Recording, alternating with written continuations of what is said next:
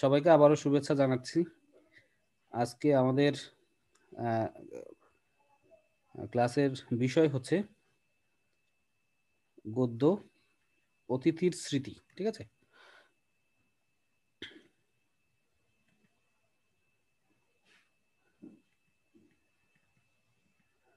এই যে একটা ছবি দেখতে পাচ্ছ এখানে, দেখো একজন ব্যক্তি একটি ডাক বাংলোর মতো দেখা যাচ্ছে এবং একজন আগন্তুক, একজন ব্যক্তি।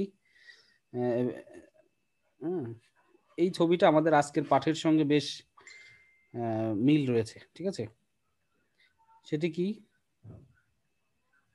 আরো কিছু চিত্র দেখো।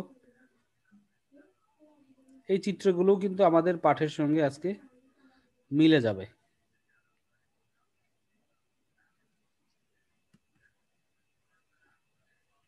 অতিথির স্মৃতি বাংলা সাহিত্যের একজন বিখ্যাত সাহিত্যিক শরৎচন্দ্র চট্টোপাধ্যায়, যিনি কথা সাহিত্যের মানে অনেক বেশি ব্যাপক জনপ্রিয় একজন সাহিত্যিক ছিলেন এবং এখনো আছেন। তো সেই সাহিত্যিকের একটি উল্লেখযোগ্য গল্প, সেটি হচ্ছে অতিথির স্মৃতি। আমরা এই অতিথির স্মৃতি গল্প নিয়ে আজকে কথা বলবো। শুরুতেই শরৎচন্দ্র চট্টোপাধ্যায় সম্পর্কে বেসিক কিছু তথ্য আমাদের জানতে হবে। যেহেতু পরীক্ষার প্রশ্নে আমাদেরকে জ্ঞানমূলক এবং বহু নির্বাচনমূলক প্রশ্নের উত্তর করতে হয়, সেই হিসেবে আমাদেরকে লেখকের জীবনীটা জানতে হবে। ঠিক আছে? তাহলে দেখো, জন্ম শরৎচন্দ্র চট্টোপাধ্যায়, যার জন্ম 15 সেপ্টেম্বর 1876 খ্রিস্টাব্দ হুগলি জেলার দেবানন্দপুর গ্রামে লেখক শরৎচন্দ্র চট্টোপাধ্যায়ের জন্ম। শিক্ষা জীবন FA শ্রেণী অর্থাৎ বর্তমান সময়ের HSC সমমান এই পর্যন্ত তিনি পড়াশোনা করেছেন, প্রাতিষ্ঠানিক শিক্ষা।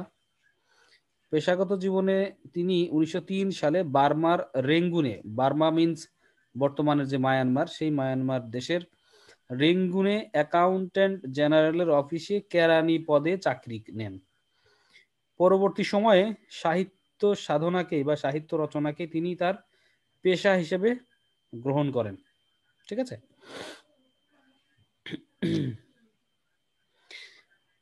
পিতার নাম মতিলাল চট্টোপাধ্যায়, মাতা হচ্ছে ভুবন মোহিনী। এই হচ্ছে শরৎচন্দ্র চট্টোপাধ্যায়ের ব্যক্তিগত জীবনের কিছু কথা। আরো কিছু তথ্য রয়েছে, আমরা সেগুলো একটু জানবো। তার মধ্যে 1907 সালে ভারতীয় পত্রিকায় বড় দিদি উপন্যাস প্রকাশিত হলে তার সাহিত্যিক খ্যাতি ছড়িয়ে পড়ে। ভারতী পত্রিকায়, এখানে একটু মিস্টেক হয়েছে। তো সেই পত্রিকায় একটি উপন্যাস বড় দিদি, এই উপন্যাসটি প্রকাশিত হলে তার সাহিত্যিক খ্যাতি চারিদিকে ছড়িয়ে পড়ে। সাহিত্য সাধনার মধ্যে তার উল্লেখযোগ্য যে সকল সাহিত্য রয়েছে তার মধ্যে দেখো, বড় দিদি, বিরাজ বউ, রামের সুমতি, পল্লী সমাজ, দেবদাস, শ্রীকান্ত, গৃহদাহ, দেনা পাওনা, পথের দাবি এবং শেষ প্রশ্ন। ছোট গল্পের মধ্যে উল্লেখযোগ্য হচ্ছে মহেশ, বিলাসী, সতী, মামলার ফল। নাটকের মধ্যে রয়েছে দেখো রমা, ষোড়শী, দত্তা। এর বাইরে আরো অসংখ্য রচনা তার রয়েছে। সব রচনা এখানে আসলে এই অল্প পরিসরে দেখানো সম্ভব নয়। পুরস্কার ও সম্মাননা হিসেবে 1920 সালে কলকাতা বিশ্ববিদ্যালয় থেকে সাহিত্যে জগত্তারিণী স্বর্ণপদক লাভ করেন এবং 1936 সালে ঢাকা বিশ্ববিদ্যালয় থেকে ডি.লিট উপাধি লাভ করেন। এই সালগুলো তোমাদের মনে রাখতে হবে। এবং এই বিখ্যাত সাহিত্যিক 16 জানুয়ারি 1938 সালে কলকাতায় মৃত্যুবরণ করেন। প্রত্যেকটি গদ্য বা কবিতা পড়ার আগে প্রথমেই লেখক পরিচিতির অংশটুকু তোমাদেরকে ভালো করে আয়ত্ত করতে হবে, কেননা লেখক পরিচিতির অংশ থেকে বেশ গুরুত্বপূর্ণ প্রশ্ন থাকে, সেই প্রশ্নগুলো পরীক্ষাতে অনেক সময় আসে। আমরা যে গল্পটি আজকে পাঠ করব সেই গল্পটি দেখো, এই গল্পটি পাঠ করে শিক্ষার্থীরা কি করবেন? মানবেতর বা অসহায় প্রাণীর প্রতি নিষ্ঠুরতা পরিহার করে তাদের প্রতি সহানুভূতিশীল হবে। অর্থাৎ আমাদের চারপাশে বিভিন্ন গৃহপালিত বা বিভিন্ন জীবজন্তু কিন্তু থাকে, বসবাস করে, আমাদের পাশাপাশি তারা কিন্তু বসবাস করে। বিশেষ করে কুকুর, বিড়াল, এ জাতীয় গরু, ছাগল, গরু বাছুর, এই জাতীয় জীবজন্তু কিন্তু আমাদের পাশাপাশি তারা অবস্থান করে। তাদের প্রতি আমাদের মনোভাব কিরূপ হওয়া উচিত, অর্থাৎ তাদের প্রতি আমরা কোন ধরনের মানসিকতা রাখবো, সেটি কিন্তু অনেক বেশি গুরুত্বপূর্ণ। অর্থাৎ তারা অবলা প্রাণী বা হচ্ছে যে অসহায় প্রাণী বলে তাদেরকে আমরা অত্যাচার করব, নির্যাতন করব, বা তাদেরকে খাবার দিব না, তাদের যত্ন নিব না, এমন কিন্তু না। আমাদেরকে মানুষ হিসেবে মানুষের সঙ্গে যেভাবে উত্তম আচরণ করতে হবে, ঠিক তেমনি অন্য সকল জীবজন্তুর প্রতিও আমাদের কি করতে হবে, সবসময় সদা ভালো আচরণ, ভালো ব্যবহার করতে হবে। ঠিক আছে, আমরা এই গল্পে যেটা দেখব সেটি দেখো, যে মানবেতর একটি প্রাণীর সঙ্গে একটি অসুস্থ মানুষের কয়েকদিনের পরিচয়ের মধ্য দিয়ে গড়ে ওঠা একটি সম্পর্ক এই গল্পের বিষয়বস্তু। অর্থাৎ গল্পকার বা গল্পের যিনি কথক, তিনি তার অসুস্থ শরীর নিয়ে একটি জায়গায় বেড়াতে যান, সেখানে একটি প্রাণীর সঙ্গে পরিচয় হয়, মানে একটি কুকুরের সঙ্গে তার পরিচয় হয়। সেই কুকুরের সঙ্গে তার যে সম্পর্ক, তার যে বন্ধুত্ব, অর্থাৎ অল্প দিনের মধ্যেই তার সঙ্গে যে একটি সৌহার্দ্যপূর্ণ সম্পর্ক হয়, সেই সম্পর্কটি হচ্ছে এই গল্পের মূল বিষয়বস্তু। মানুষে মানুষে যেমন স্নেহ প্রীতির সম্পর্ক অন্য জীবের সঙ্গেও মানুষের তেমন মধুর সম্পর্ক বা ভাব গড়ে উঠতে পারে। আমি কিছুক্ষণ আগে এই কথাটি বলেছি যে মানুষ হিসেবে, অ্যাজ এ হিউম্যান, অর্থাৎ আমরা মানুষ হিসেবে আমাদের যে মানবিক বৈশিষ্ট্য সমূহ রয়েছে, সেই বৈশিষ্ট্য সমূহ কেবল আমাদের মানুষের সঙ্গেই প্রদর্শন করলে কিন্তু হবে না। অর্থাৎ মানবিক বোধগুলো অন্য সকল প্রাণীর ক্ষেত্রেও সমানভাবে প্রযোজ্য হবে। ঠিক আছে, কিন্তু সেই সম্পর্ক স্থায়ী রূপ পেতে বাধাগ্রস্ত হয় নানা প্রতিকূলতার কারণে। এই সম্পর্কের সূত্র ধরে একজন মানবেতর প্রাণীর প্রতি স্নেহের শিখতে আপ্লুত, অপরদিকে আরেকজন তাদের প্রতি নিষ্ঠুরতার প্রতীক। লেখক সম্পর্কের বিচিত্র রূপ তুলে ধরেছেন এই গল্পের মধ্যে। অর্থাৎ এখানে জাস্ট গল্পের একটু মানে যে বিষয়ে গল্পটি রচিত হয়েছে সেই গল্পের কিছু কথা এখানে বলা হলো। সেটি কি, যে গল্পকার বিচিত্র মানুষের সঙ্গে মানুষের বা মানুষের সঙ্গে অন্য প্রাণীর যে বিচিত্র সম্পর্ক, সেই সম্পর্কের স্বরূপ তিনি এখানে উন্মোচন করেছেন খুব চমৎকার ভাবে। ঠিক আছে, তাহলে আমরা এখন গল্পটা পাঠ করব। গল্পটা পাঠ করার পূর্বে কিছু গুরুত্বপূর্ণ শব্দের অর্থ রয়েছে, সেই শব্দের অর্থগুলো আমরা একটু জেনে নিব। এই গল্পে ব্যবহৃত শব্দগুলো সমূহের মধ্যে দেখো, দোর, দোর একটি শব্দ রয়েছে। দোর শব্দের অর্থ হচ্ছে দরজা বা দুয়ার। তারপরে ছবিতে তোমরা একটু খেয়াল করবে, কুঞ্জ, কুঞ্জ শব্দের অর্থ দেখো বাগান, উপবন বা বাগান, ছোট বনের মতো বা বাগান আর কি। বেরি বেরি, এটা এক ধরনের রোগ, যে রোগে কি হয়ে যায়, মানুষের পা ফুলে যায়। মালি, বাগানের কাজে নিয়োজিত ব্যক্তি, মানে যিনি বাগান পরিচর্যা করেন তিনি হচ্ছেন মালি। আসামি, আসামি এখানে আসলে অ্যাকচুয়ালি কোনো অপরাধী ব্যক্তিকে বোঝানো হয়নি এই গল্পের আসামি বলতে। এখানে রোগাক্রান্ত যারা, তাদেরকে বোঝানোর জন্য আসামি শব্দটি ব্যবহার করা হয়েছে। এছাড়া আরো যে শব্দ রয়েছে সেগুলো আমরা গল্প পাঠের সময় বুঝতে পারবো। ঠিক আছে,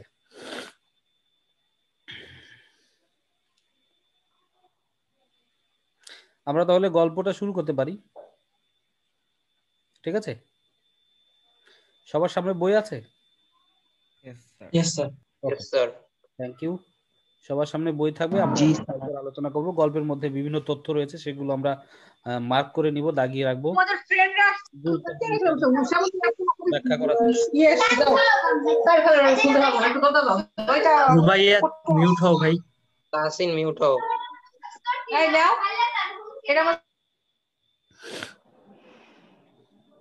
আচ্ছা, আমি সেটাই বলেছি যে যারা মানে অপ্রাসঙ্গিক কথা বলবে বা কথা বলা দরকার, তাদের অবশ্যই বন্ধ থাকবে। ঠিক আছে, সবসময় মাইক্রোফোন বন্ধ থাকবে। যখন কথা বলার দরকার, গুরুত্বপূর্ণ কথা বলা দরকার টিচারের সঙ্গে, তখন কেবল আনমিউট করে কথা বলবে। ঠিক আছে,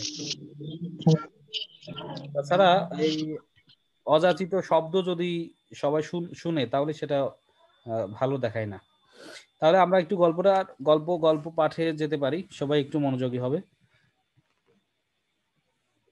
অতিথি স্মৃতি, গল্পকার শরৎচন্দ্র চট্টোপাধ্যায়। চিকিৎসকের আদেশে দেওঘরে এসেছিলাম বায়ু পরিবর্তনের জন্য। এই গল্পটি মূলত একজন গল্প কথকের মাধ্যমে লেখক বর্ণনা করেছেন, অর্থাৎ উত্তম পুরুষে তিনি বর্ণনা করেছেন। যে এখানে মনে হয় যে গল্পকার তার নিজের কথাই বলছেন। চিকিৎসকের আদেশে দেওঘরে এসেছিলাম বায়ু পরিবর্তনের জন্য। দেওঘর একটি জায়গা, ভারতের একটি জায়গা, যে জায়গাটাতে তিনি গিয়েছিলেন কি কারণে? চিকিৎসকের আদেশে, অর্থাৎ তিনি শারীরিকভাবে কিছুটা অসুস্থ ছিলেন। চিকিৎসক তাকে পরামর্শ দিয়েছেন যে আপনি কিছুদিনের জন্য দেওঘর থেকে বেরিয়ে আসুন। অর্থাৎ এটি জাস্ট একটা কি বলে, রিক্রিয়েশনের জন্য, রিফ্রেশমেন্টের জন্য। যে আমরা অনেক সময় বিভিন্ন ধরনের অবসাদ, ক্লান্তি বা হচ্ছে যে বিভিন্ন সমস্যায় ভুগলে, ডিপ্রেশনে ভুগলে, তখন আমরা কি করি? যে জাস্ট আমাদের মনকে প্রফুল্ল রাখার জন্য কোনো সুন্দর জায়গাতে যাই, কোনো প্রাকৃতিক কোনো জায়গাতে যাই, অথবা এমন কোথাও যাই যেখানে গেলে আমাদের মনটা কি হয়, আবার তাজা হয় বা শরীরটাও ভালো হয়, সুস্থ হয়। তো চিকিৎসকের আদেশে আমাদের গল্প কথক তিনি কোথায় গিয়েছিলেন? দেওঘরে গিয়েছিলেন বায়ু পরিবর্তনের জন্য।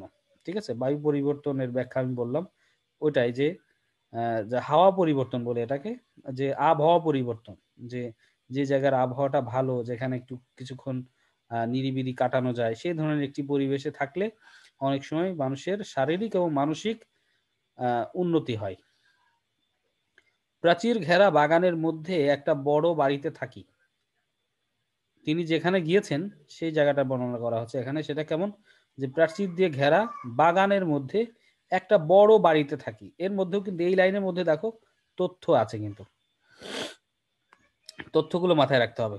রাত্রি ৩টে থেকে কাছে কোথাও একজন গলা ভাঙ্গা একঘেয়ে সুরে ভজন শুরু করে। ঘুম ভেঙে যায়, দোর খুলে বারান্দায় এসে বসি। অর্থাৎ তিনি যে ঘরে থাকেন, যে বাড়িতে থাকেন, সেই বাড়িতে দেখো রাত যখন ৩টে বাজে বা সেই কাছাকাছি ওই সময়টায়, সেই তখন কি হয়, একটা সুরে, একঘেয়ে সুরে ভজন শুরু করে। অর্থাৎ আমাদের এই, আমরা সবাই জানি যে এই গল্পে একটি কুকুরের বর্ণনা আছে, সেই কুকুর সম্পর্কে এখানে বলা হচ্ছে যে ভজন শুরু করে, তার মানে হচ্ছে যে ডাকাডাকি শুরু করে, চিৎকার শুরু করে। ঘুম ভেঙে যায়, দোর খুলে বারান্দায় এসে বসি। তো এরকম চিৎকার চেঁচামেচিতে ঘুম ভেঙে গেলে, স্যার এখানে কি স্যার কুকুরের কথা বলা হয়েছে নাকি স্যার অন্য কিছু? কুকুরটার কথাই কি বলা হয়েছে? মানে স্যার ভজন যে শুরু করে। না, এখানে আসলে ওভাবে ইঙ্গিত করা নেই। তবে আমরা ধরে নিতে পারি যে এখানে আসলে ওই কুকুরের ইঙ্গিতই তিনি করছেন। ঠিক আছে, গলা ভাঙ্গা একঘেয়ে সুরে, এখানে নিশ্চয়ই কোনো মানুষের আসলে কি বলবো না, ইঙ্গিত করবে না। আর ভজন মানে হচ্ছে যে, বুঝতেই পারো যে ভজন শব্দের একটি অর্থ আছে যে তোমার কি করে, মানে প্রার্থনা করে। ঠিক আছে, প্রার্থনা করা বা হচ্ছে যে ইয়ে করা, কি বলে, বিশেষ করে যে অন্য ধর্মে, হিন্দু ধর্মে এরকম আছে ভজন। ধীরে ধীরে রাত্রি শেষ হয়ে আসে, পাখিদের আনাগোনা শুরু হয়। দেখতাম ওদের মধ্যে সবচেয়ে ভোরে ওঠে দোয়েল। এই লাইনটা খুবই ইম্পর্টেন্ট। যেসব পাখিদের আনাগোনা শুরু হয়, সেই পাখিদের মধ্যে সবচেয়ে সকালে, সবচেয়ে ভোরবেলা উঠে কে, ডাকাডাকি শুরু করে কে? দোয়েল পাখি। অন্ধকার শেষ না হতেই তাদের, এটা কি আন্ডারলাইন করব? হ্যাঁ অবশ্যই আন্ডারলাইন করবে এটা।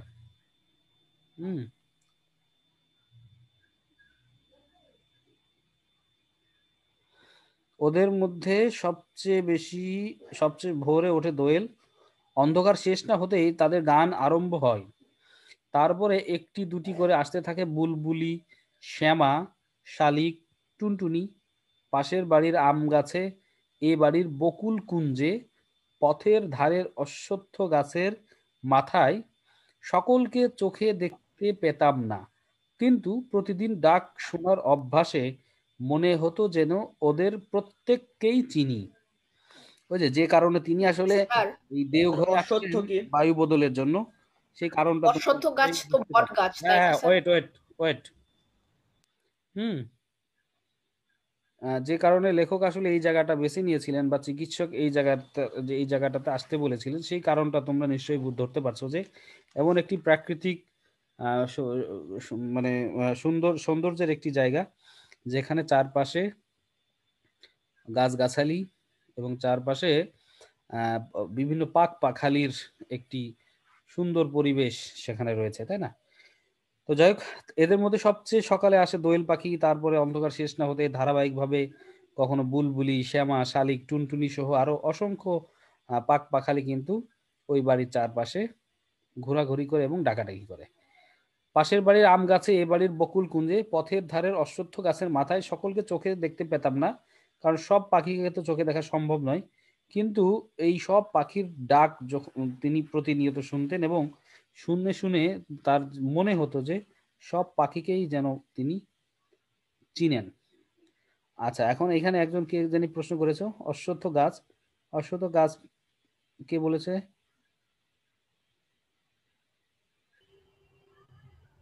স্যার তামিম বলেছিল। আচ্ছা স্যার আমি বলেছিলাম। আচ্ছা, কি বলেছিলে জানি? স্যার অশ্বত্থ গাছের কি গাছ আসলে? অশ্বত্থ গাছ হচ্ছে বট গাছ। বট গাছের যে দুই ধরনের বট গাছ রয়েছে, মূলত এটার আরেকটা নাম আছে, সেটা হচ্ছে তোমার পাকুড় গাছ। অশ্বত্থ গাছ সেটা বট গাছের মতো যেটা, ঠিক আছে? জি স্যার। Okay, thank you. হলদে রঙের একজোড়া বেনে বউ পাখি একটু দেরি করে আসতো। এই লাইনটা দাগিয়ে রাখো। হলদে রঙের, কোন রঙের? হলদে রঙের এক জোড়া বেনে বউ পাখি একটু দেরি করে আসতো। তাহলে সবার শুরুতে আসতো কারা? কে? দোয়েল। একটু দেরি করে আসতো কারা? এক জোড়া পাখি। সেই পাখি হচ্ছে বেনে বউ পাখি, যাদের রং হলদে রং, হলদে রঙের ছোট পাখি। প্রাচীরের ধারের ইউক্যালিপটাস গাছের সবচেয়ে উঁচু ডালটায় বসে তারা প্রত্যহ হাজিরা হেঁকে যেত। অর্থাৎ প্রতিনিয়ত তারা কি করত? প্রাচীরের ধারে একটি গাছ আছে, সেই গাছটার নাম হচ্ছে ইউক্যালিপটাস।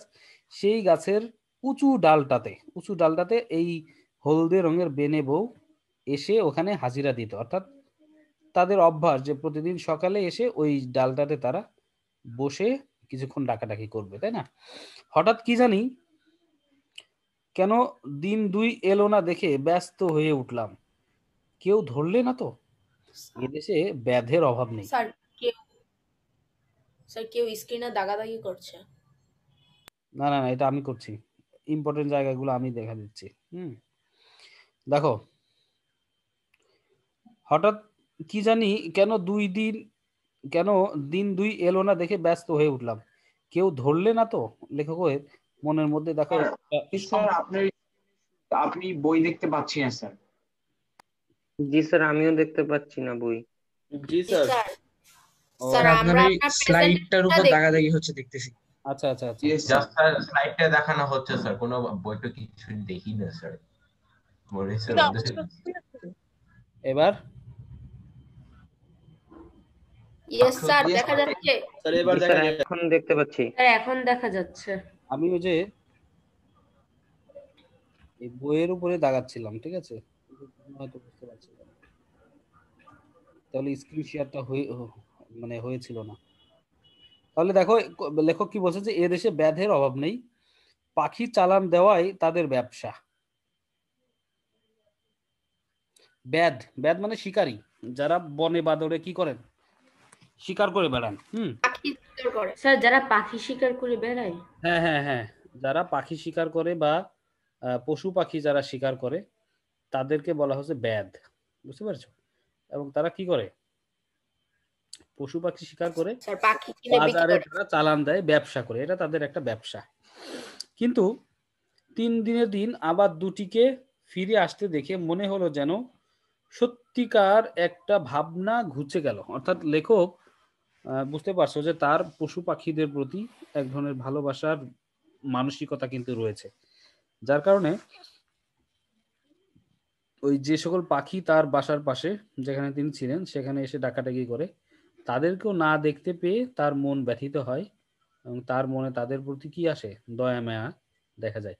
কিন্তু যখন 2 দিন পরে আবার দেখলো যে তারা আবার ফিরে এসছে, তখন তিনি আশ্বস্ত হলেন, তখন তিনি একটু নিরাপদ বোধ করলেন, তার ভালো লাগা কাজ করলো। ঠিক আছে, সত্যিকার একটা ভাবনা ঘুচে গেল। অর্থাৎ তিনি যে একটা দুশ্চিন্তার মধ্যে পড়ে গেছিলেন, যে তিনি ভেবেছিলেন যে হয়তো কেউ ধরে নিয়ে গেছে অথবা তার কোনো ক্ষতি হয়েছে বা মারা গেছে, সেই চিন্তা ভাবনাটা তার দূরীভূত হয় যখন 2 দিন পরে আবার পাখি দুটিকে তিনি দেখতে পান। এমনি করে সকাল কাটে। বিকালে গেটের বাইরে পথের ধারে এসে বসি। নিজের সামর্থ্য নেই বেড়াবার, যাদের আছে তাদের প্রতি চেয়ে চেয়ে দেখি। বুঝতে পারছো যে এমনি করে তার সময়গুলো কেটে যাচ্ছে। যখন গেটের বাইরে এসে তিনি বসে থাকেন বিকালবেলা, নিজের সামর্থ্য নেই বেড়াবার। সামর্থ্য নেই বলতে বোঝানো হচ্ছে যে আসলে তিনি অসুস্থ অবস্থায় গিয়েছিলেন সেখানে, সুতরাং সেখানে যে খুব ঘুরে বেড়াবেন, হাঁটা চলাফেরা করবেন, সেরকম অবস্থার মধ্যে তিনি ছিলেন না। যাদের আছে তাদের প্রতি চেয়ে চেয়ে দেখি, যাদের আছে তাদের প্রতি চেয়ে চেয়ে দেখি, অর্থাৎ যারা ওখান দিয়ে হাঁটাহাঁটি করে, ঘোরাঘুরি করে, যাদের ওই শারীরিক সামর্থ্য আছে, তাদেরকে তিনি কি করেন, চেয়ে চেয়ে দেখেন। দেখতাম মধ্যবিত্ত গৃহস্থের ঘরে পীড়িতদের মধ্যে মেয়েদের সংখ্যায় ঢের বেশি। দেখতাম মধ্যবিত্ত গৃহস্থের ঘরে পীড়িতদের মধ্যে মেয়েদের সংখ্যায় ঢের বেশি। অর্থাৎ এই লেখকের মতো আরো অনেক মানুষ এই দেওঘরে আসতেন বায়ু বদলের জন্য, হাওয়া বদলের জন্য, তাদের শারীরিক সুস্থতার জন্য। তো লেখক বলছেন যে যারা মধ্যবিত্ত গৃহস্থ, এই সকল শ্রেণীর বাড়ির বা ঘরের যারা অসুস্থ হতো, সেই অসুস্থদের মধ্যে মেয়েদের সংখ্যা বেশি ছিল। অর্থাৎ মেয়েরা একটু বেশি অসুস্থ মানে ছিল আর কি, সেখানে যারা দেওঘরে যারা বেড়াতে আসছে বা দেওঘরে যারা বায়ু পরিবর্তনের জন্য আসছে। ঠিক আছে, প্রথমেই যেত পা ফুলো ফুলো অল্প বয়সী একদল মেয়ে। লেখকের বাড়ির সামনে দিয়ে যারা যাওয়া আসা করতো, তাদের মধ্যে দেখো প্রথমে কারা যেত, পা ফুলো ফুলো অল্প বয়সী একদল মেয়ে। অর্থাৎ ওই যে যাদের বেরি বেরি রোগ আছে, তাই না, বুঝতাম এরা বেরি বেরির আসামি। অর্থাৎ তাদেরকে দেখে, তাদের পা দেখে বোঝা যেত যে তারা বেরি বেরি রোগের অসুস্থ। তো এই কারণে তারা সেখানে এসছে। ফোলা পায়ের লজ্জা ঢাকতে বেচারাদের কত না যত্ন, ফোলা পায়ের লজ্জা ঢাকতে বেচারাদের কত না যত্ন। অর্থাৎ বুঝতে পারছো যে একজনের শারীরিক যদি কোনো ত্রুটি থাকে, তখন সে চেষ্টা করে তার সেই ত্রুটিটা যেন অন্য মানুষ চোখে না দেখে, তাই না, সেটা কিছুটা মানে ঢেকে রাখার চেষ্টা করে। সেভাবে যারা বেরি বেরি রোগের আসামি,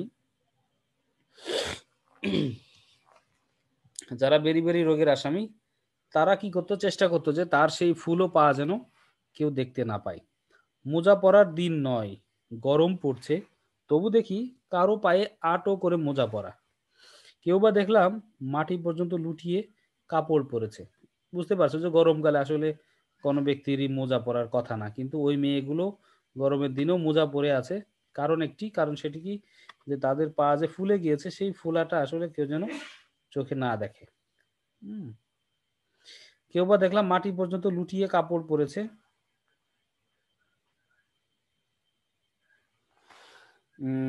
সেটা পথ চলার বিঘ্ন, তবু কৌতূহলী লোকচক্ষু থেকে তারা বিকৃতিটা আড়াল করতে চায়।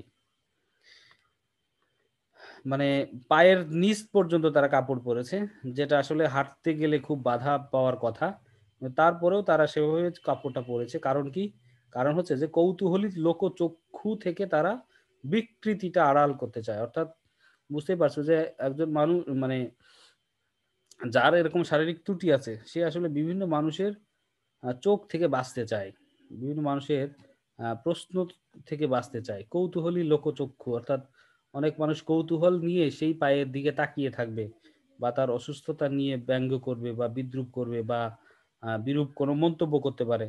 এই ধরনের এই ধরনের কৌতূহলী লোকচক্ষু থেকে আড়াল করতেই তারা কি করে, পায়ে মোজা পরে বা লম্বা কাপড় পরে।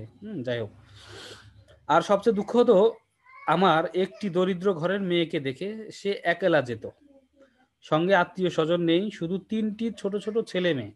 অর্থাৎ একটি দরিদ্র ঘরের মেয়ে, তার সঙ্গে বাকি কেউ নেই, শুধু আছে তার সঙ্গে কারা, ছোট ছোট 3টি ছেলে মেয়ে।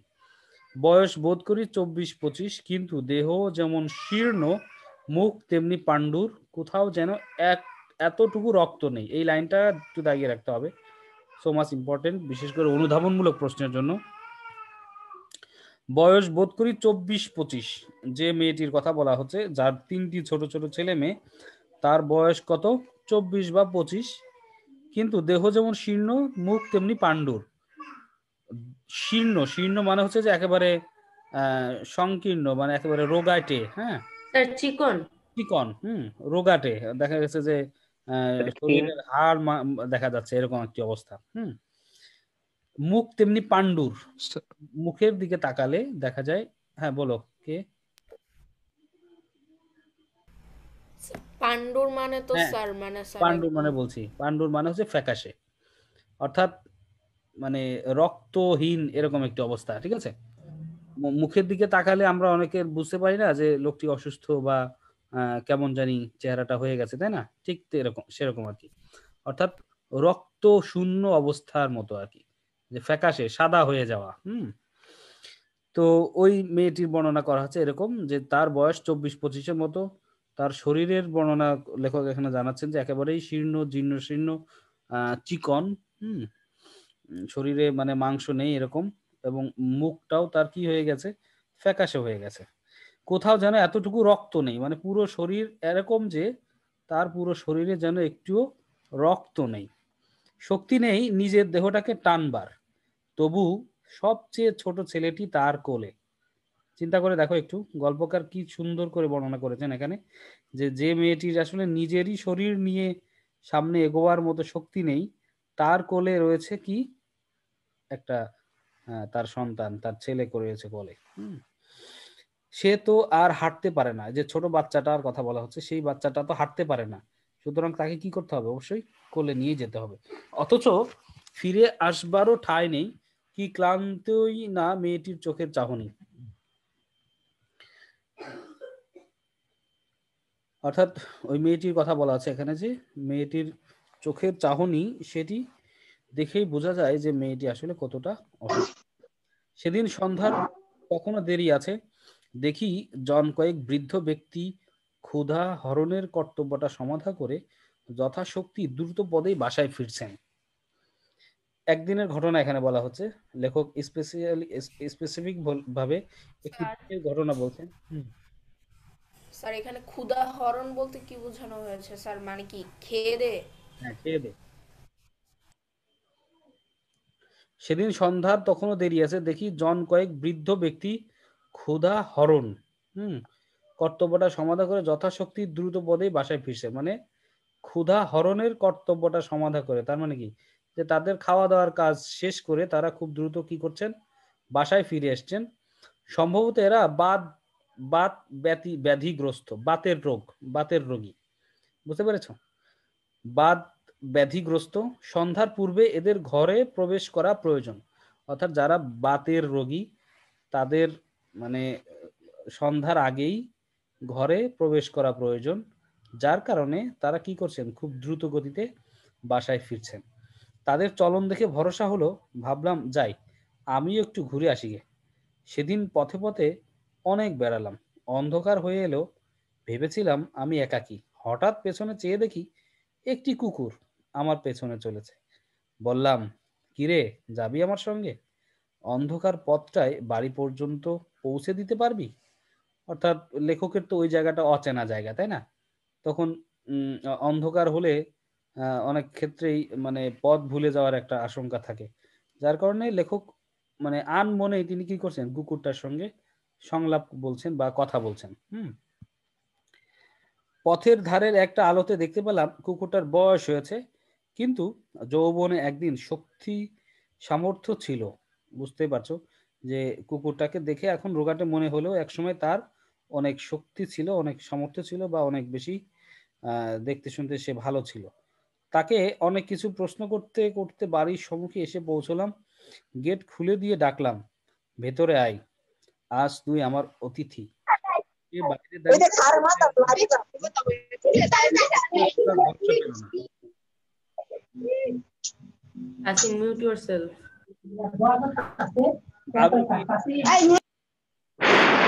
তাসিন মিউট হোক। আলো নিয়ে চাকর এসে উপস্থিত হলো, গেট বন্ধ করে দিতে চাইলো। বললাম, না, খোলাই থাক, যদি আসে ওকে খেতে দিস। ঘন্টাখানেক পরে খোঁজ নিয়ে জানলাম সে আসেনি, কোথায় চলে গেছে। ঠিক আছে, এটা কুকুরটার সঙ্গে লেখকের প্রথম পরিচয়, প্রথম দেখা। এবং সেই দেখা বা পরিচয়ের সময় যে ঘটনা ঘটলো সেটি কি, যে একদিন লেখক হাঁটতে বেরিয়েছিলেন এবং হাঁটতে বেরিয়ে যখন বাসায় ফিরবেন তখন কিছুটা রাত হয়ে যায়, অন্ধকার হয়ে যায়। তখন তিনি দেখেন যে তার পাশে একটি কুকুর, এবং কুকুরের সঙ্গে তিনি কিছু কথা বলেন। এটা স্বাভাবিক যে আমরাও কি করি, আমাদের পাশে যখন কোনো কুকুর বা বিড়াল বা এ জাতীয় প্রাণী আসে তখন আমরাও তাদেরকে উদ্দেশ্য করে কিছু কিছু কথা বলি। লেখকও স্বাভাবিকভাবে তার সঙ্গে এই কথাগুলো বলেছেন।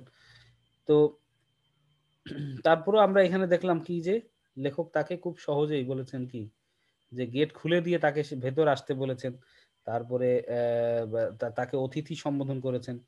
তারপরে দেখো সে বাইরে দাঁড়িয়ে ল্যাজ নাড়তে লাগলো, কিছুতে ভেতরে ঢোকার ভরসা পেল না। এটা তো স্বাভাবিক যে বাইরের একটি কুকুর তো আসলে ঘরের মধ্যে ঢুকবে বা বাসার ভেতরে ঢুকবে সে ধরনের সাহস অনেক ক্ষেত্রে পায় না।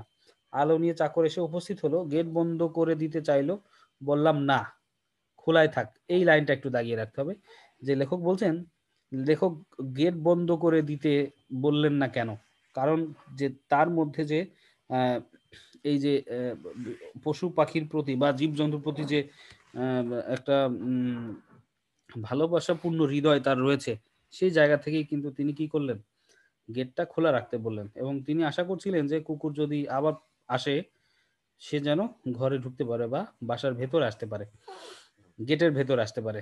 যদি আসে ওকে খেতে দিস। ঘন্টাখানেক পরে খোঁজ নিয়ে জানলাম সে আর আসেনি, কোথায় চলে গেছে। পরদিন সকালে বাইরে এসেই দেখি গেটের বাইরে দাঁড়িয়ে আমার সেই কালকের অতিথি। বললাম, কাল তোকে খেতে নেমন্তন্ন করলাম, এলি না কেন? জবাবে সে মুখ পানে চেয়ে তেমনি ল্যাজ নাড়তে লাগলো।